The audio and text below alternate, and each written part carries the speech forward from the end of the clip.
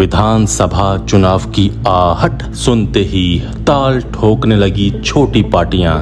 जयराम महतो ने 55 सीटों पर प्रत्याशी देने का कर दिया ऐलान। भारतीय जनतंत्र मोर्चा ने भी 2.5 दर्जन सीटों पर उम्मीदवार देने का किया है फैसला। दूसरे छोटे दल भी कर रहे हैं बड़े बड़े दावे, पर किसी को नहीं है हकीकत का एहसास। नमस्कार, आजाद सिपाही विशेष में आपका स्वागत है। मैं हूं राकेश सिंह। झारखंड में लोकसभा चुनाव खत्म होने के बाद अब विधानसभा चुनाव की आहट सुनाई देने लगी है।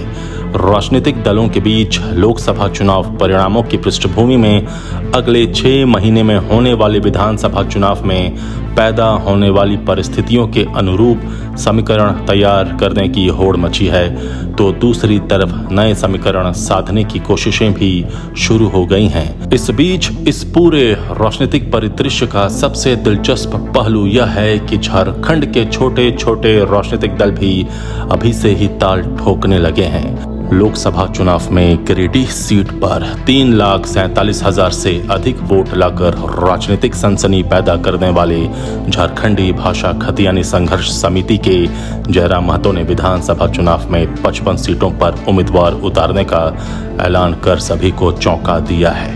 उधर निर्दलीय विधायक सरयू राय द्वारा स्थापित पार्टी भारतीय जनतंत्र मोर्चा ने भी विधानसभा चुनाव में 30 सीटों पर उम्मीदवार उतारने का फैसला किया है। झारखंड में वैसे तो राजनीतिक दलों की कभी कमी नहीं रही, लेकिन इन दोनों दलों को किसी फैसले पर पहुंचने से पहले यह सोचना चाहिए कि उनके पास इतनी सीटों पर चुनाव लड़ने लायक संसाधन है या नहीं। झारखंड में भाजपा, कांग्रेस और झामुमो जैसे स्थापित राजनीतिक दल तो इतनी सीटों पर चुनाव लड़ने से कतराते रहे हैं। फिर सोचने वाली बात यह है कि ये छोटे राजनीतिक दल इतने प्रत्याशी कहां से लाएंगे और उन्हें चुनाव कैसे लड़ाया जाएगा। क्या है इन छोटे छोटे राजनीतिक दलों के दावे और इनकी हकीकत? क्या है झारखंड के छोटे राजनीतिक दलों के इन फैसलों की पृष्ठभूमि में इनका इतिहास और भविष्य बता रहे हैं। आजाद सिपाही के विशेष संवाददाता राकेश सिंह। लोकसभा चुनाव संपन्न होने के बाद जिन 4 राज्यों में विधानसभा चुनाव की आहट सुनाई देने लगी है, उनमें झारखंड भी है। झारखंड विधानसभा की 81 सीटों के लिए अगले 5-6 महीने में चुनाव होगा। इसकी तैयारियां होने लगी है।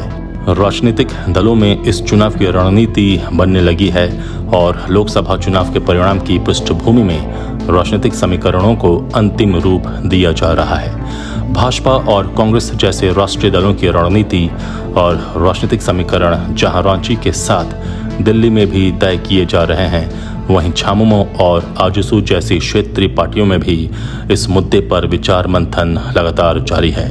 इन तमाम राजनीतिक गतिविधियों के बीच झारखंड में सबसे दिलचस्प है छोटे छोटे राजनीतिक दलों के बड़े बड़े दावे और अधिक से अधिक सीटों पर विधानसभा चुनाव लड़ने की घोषणा। लोकसभा चुनाव में महज 2 विधानसभा क्षेत्रों में बढ़त लेने वाले झारखंडी भाषा खतियानी संघर्ष समिति JBKSS के प्रमुख जयराम महतो ने आगामी विधानसभा चुनाव में अकेले चुनाव लड़ने की घोषणा के साथ कहा है कि वह 55 सीटों पर उम्मीदवार देंगे। इनमें सवर्ण उम्मीदवार भी होंगे और बुद्धिजीवी वर्ग के लोग भी।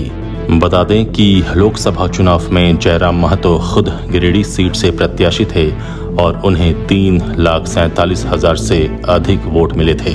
इसके अलावा रांची में उनके प्रत्याशी देवेंद्र महतो को 1,32,000 से अधिक और हजारीबाग में संजय मेहता को 1,57,000 से अधिक वोट मिले थे। इन 3 सीटों पर कुल मिलाकर 6.25 लाख वोट लाना JBKSS के लिए बड़ी सफलता है, लेकिन यह इतनी भी बड़ी नहीं है कि इसे झारखंड की राजनीति में बड़ा मान लिया जाए। बकौल जयराम, गोड्डा लोकसभा क्षेत्र पर पार्टी का ध्यान है। इस बार प्रत्याशी नहीं मिल पाने की वजह से लोकसभा चुनाव में कोई प्रत्याशी नहीं दिया गया, मगर विधानसभा चुनाव में जरूर संथाल क्षेत्र में प्रत्याशी उतारे जाएंगे। वैसे देखा जाए तो जयराम महतो ने झारखंड की राजनीति में भूचाल तो ला ही दिया है। लोकसभा चुनाव के अपने पहले ही अटेम्प्ट में करीब 3.5 लाख वोट लाना किसी भी प्रत्याशी के लिए बहुत बड़ी बात है।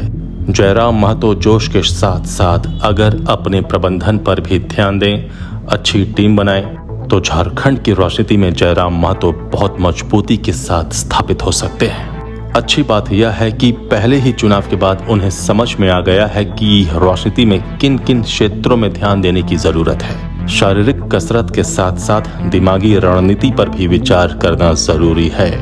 इसी तरह झारखंड के चर्चित निर्दलीय विधायक सरयू राय द्वारा स्थापित भारतीय जनतंत्र मोर्चा ने आगामी विधानसभा चुनाव में राज्य की 30 सीटों पर चुनाव लड़ने का विचार करने की बात कही है। सरयू राय इस पार्टी के संरक्षक हैं और धर्मेंद्र तिवारी अध्यक्ष।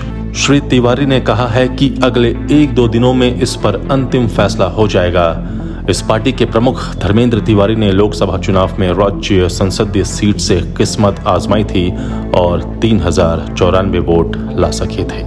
अब जरा इन राजनीतिक दलों के दावों फैसलों पर गौर करें। जयराम महतो ने 55 सीटों पर उम्मीदवार उतारने की घोषणा तो कर दी है, लेकिन यह नहीं बताया कि इतनी बड़ी संख्या में उनके पास उम्मीदवार कहां से आएंगे।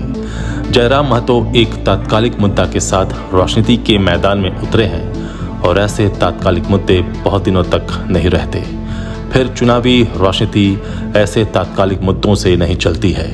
यदि एक बारगी यह मान भी लिया जाए कि जयराम महतो को उम्मीदवार तो मिल जाएंगे, लेकिन उन्हें चुनाव लड़ने लायक संसाधन कहां से मिलेगा और कौन देगा, इसका जवाब न तो जयराम महतो के पास है और न ही उनके संभावित उम्मीदवारों के पास। लगभग यही हाल भारतीय जनतंत्र मोर्चा का भी है, जिस पार्टी का संगठन अब तक सभी विधानसभा क्षेत्रों में खड़ा भी नहीं हो सका है।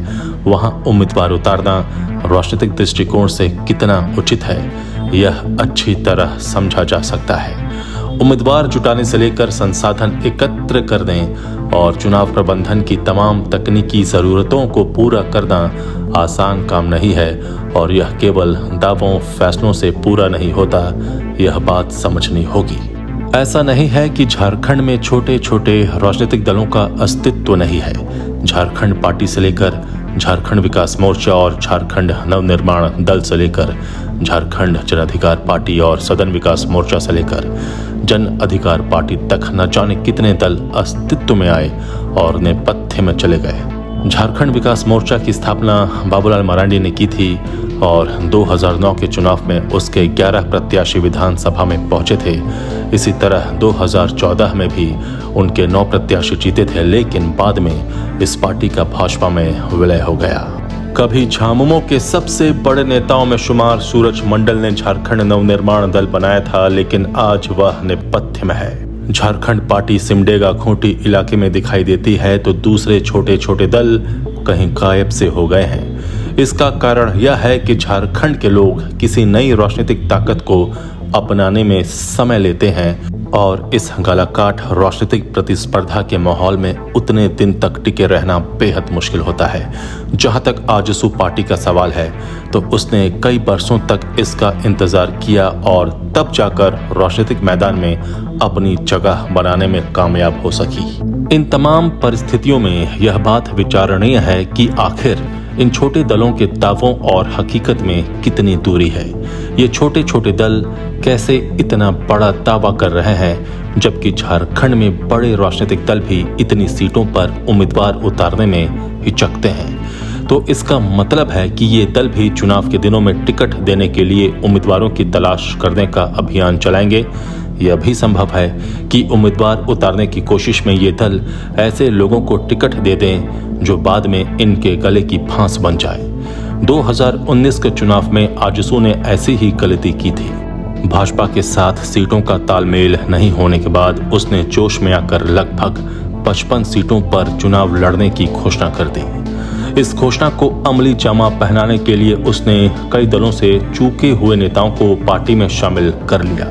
कई बड़े नाम आजसू के टिकट पर चुनाव मैदान में उतर गए। प्रदीप बलमुचू से लेकर राधा कृष्ण किशोर तक चुनाव मैदान में कूद गए, पर रिजल्ट क्या हुआ? आजसू 2 सीटों पर सिमट गई।